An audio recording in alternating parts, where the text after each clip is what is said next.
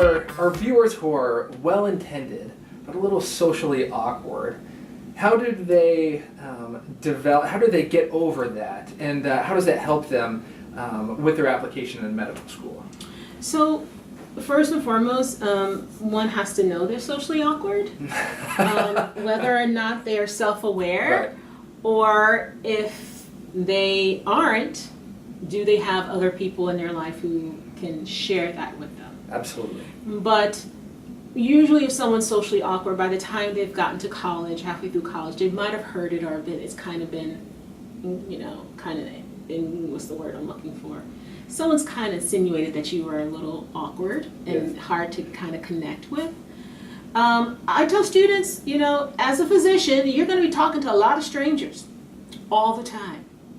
How do you feel right now going up and talking to strangers? Mm-hmm. If you are feeling uncomfortable about talking to strangers, you're not a toddler anymore. It's okay to talk to strangers now. You're an adult, but do that. And I suggest to people supermarkets.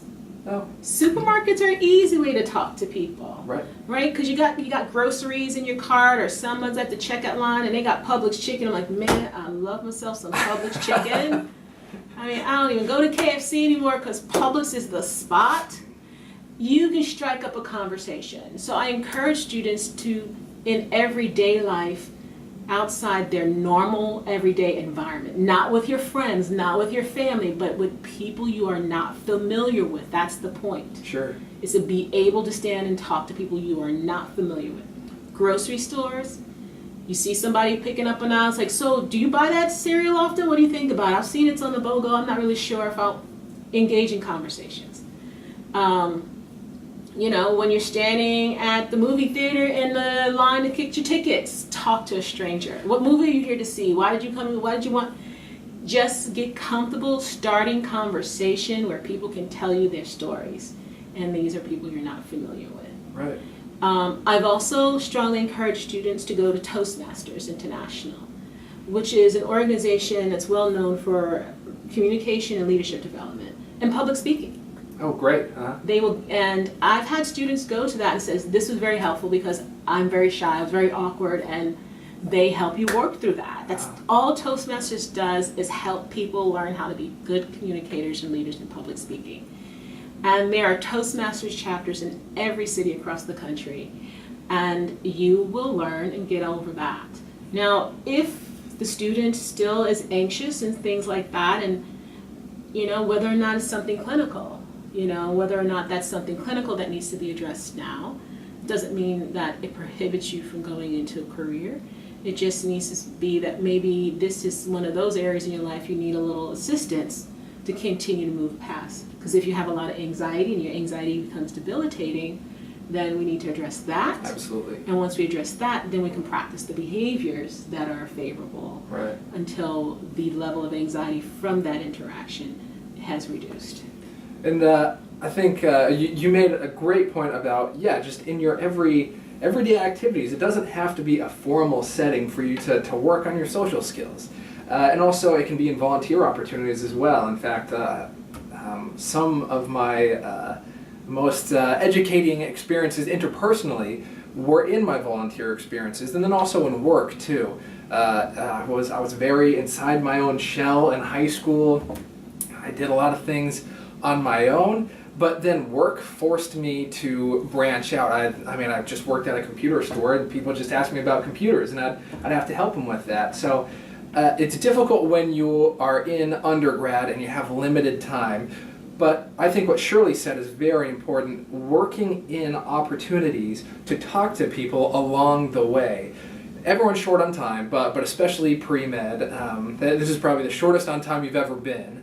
And it will continue to get worse as things go on. But just in your everyday life, finding opportunities to have conversations with strangers, just like what Shirley said, I think that'll pay off hugely for your application in medical school and then the rest of your life. I think what these personal competencies bring to the forefront for students is that, yes, we do need you to be able to be a good student, learn how to study, how to time manage, learn how to do well on standardized tests. but that is only half of the competencies you need to be successful in medicine, which is a natural science practice in a social context. That means medicine is practiced in a social engagement. And if you need to be able to be comfortable engaging in conversation with people to be a good physician, it's what's necessary to talk with your patients, but it's also what's necessary to talk to your colleagues. When you're a medical student, learn to talk to your resident. When you're a resident, talking to your attendees, talking to your chief. You have to learn how to engage in conversations and do that now. It's not something that happens overnight.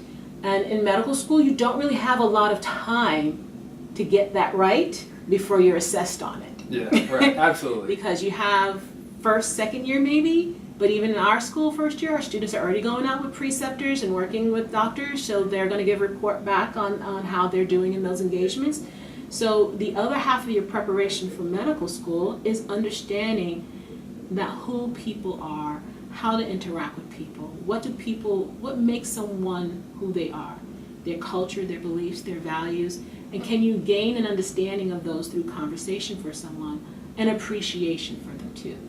Because those are all the things that come up, and they're always with the patient whenever they sit in your room. Mm-hmm. And they are some of the opportunities or challenges, if you're not aware of what they are, when you're trying to help a patient decide on a treatment plan. Are there some aspects that in their life that may be an obstacle for them to actually move forward with this? Okay, we've got one more question for Shirley. And the question is, what are some ways that pre-med students are diverse without even knowing it? And I think it goes back to where we're talking about that cultural self-assessment. Who am I? And as a result of who I've lived with, where I've grown up, I become a certain person, but do I know how to articulate who that person is? Sure. And what beliefs and values I've gained as a result of growing up in this particular microcosm of your family. I think sometimes people forget that there is always culture, and there's your culture of your family, the culture of your neighborhood, culture of your city, and how are you connected to all those touch points? And it has to do, and like I said, culture is not just about the color of someone's skin, because that does not tell me their culture. Sure. That tells me their race, not the culture. Mm-hmm. Your culture is how you live in this world. Right. And what lessons have you learned as living in this world? That's your culture. Uh-huh. How you do things. Do you in your household, is it called spaghetti and sauce? Or is it called pasta and gravy? Or macaroni and gravy? Those are cultural things, Sure. right? They're both Italians, but they may call it different because it's a cultural reference. Absolutely. And so that's what people sometimes don't see. Right. Because they're just living it every day. Mm-hmm. And everybody around them lives it that way. So that really doesn't seem that different. Yeah. But the moment you do a cultural self-assessment of yourself to try to understand other people, you'll start to see your culture. So, it's often really challenging for mainstream males to see their culture. Mm-hmm. And so usually we're sitting in conversations that get them to talk about their family, where their family's from, and then they start, oh, I do have culture. So it's just do a genealogy. Talk about some rules. Is there certain things that are always on your table at the holidays? Why is it? Where did that come from? Who started that? Right? And just having those opportunities to understand who you are in this family and who we are as a group and why we do certain things a certain way. And can I speak to some of those beliefs and values that are connected to my career intended goal? Right. So the purpose in the application, when you talk about your diversity and your distance traveled, is to identify those pearls that you've gained from your life experience and your culture that are going to benefit you and benefit your patient care and your ability to care for patients. Because we can have a lot of them, but we want those specific that relate to how you are going to be a better clinician because of that particular experience. That is so perfect. And having that in your personal statement, being able to include that. I talked about it in the personal statement video of talking about yourself, and then relating it to something medical, relating it to how this would benefit you with your patients in the future. I tell you, Jeff, when I saw your video about how to write personal statements, and it started off with this, a visual and a story about you and your grandpa, and I was like, oh man, here we go again. Everybody's that's the college essay. Start with something visual. I'm like, no, don't tell them. But you did it superbly. I've never seen someone do it so well. Thanks. And you did it in 4 sentences. You told me that you had a life with your grandfather, and you had special moments with your grandfather. That's a plus, because that means as a future physician, when you're working with senior citizens, you're going to have a little bit more of a sensitivity towards working with them because you've had someone in your life who's a senior and you've got good relationships. You told me about some of the things you did with your grandfather. So you made grape juice.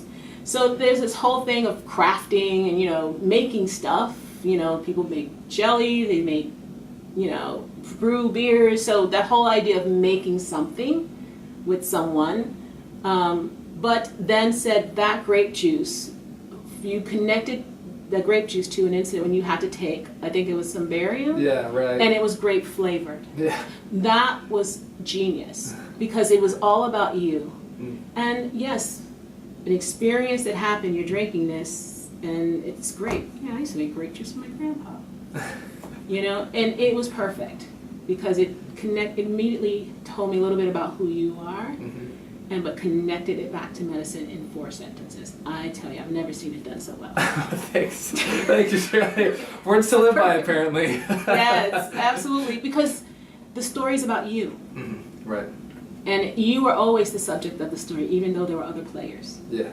The grape juice, your grandpa, and your need to have an assessment and taking barium. Yeah. But it's still, you were the main subject. And that's often the challenge sometimes students have when trying to write one of those visual intro paragraphs that kind of visualize. You can get lost. You can get lost and make it very much about the other person rather than about you. Well, Shirley, thank you so much. This has been an absolute pleasure. I'm very grateful for you sitting down and taking the time with me to discuss this, and I'm sure our viewers are as well. Oh, it's my pleasure. I think your personal statement is basically your review. You're writing your movie of your life, and you're looking at the playback of that film, and you're writing the narrative of that playback as it relates to you pursuing a career in medicine that's about helping other people. And the more introspection you can do to know about yourself, the better your essay is going to be. And I tell people, your personal statement, your essay is, you want people to say, wow, I want to meet him. Right? Because that's really what it is. It's so people can say, this is kind of person who has those interpersonal competencies we want. They're resilient, they're adaptable, they have capacity for improvement, right? Yeah. All these things that are in the 15 core competencies, the interpersonal, if you can convey those through your life stories, then they're going to say, you have those competencies we're looking for. And then you get the interview. And the interview's, you're halfway there with the interview. And you're halfway there, and then sure enough, a few years later, you're in third year. You're in third year. And talking with people that you've never met before. And talking to a lot of strangers. Yeah, that's for sure. All right. But enjoying every moment of it. Absolutely, correct. It has been a blast so far. I've changed as a person, and you will too. So thank you so much for viewing, and thank you again, My pleasure. Shirley. Best of luck, everyone.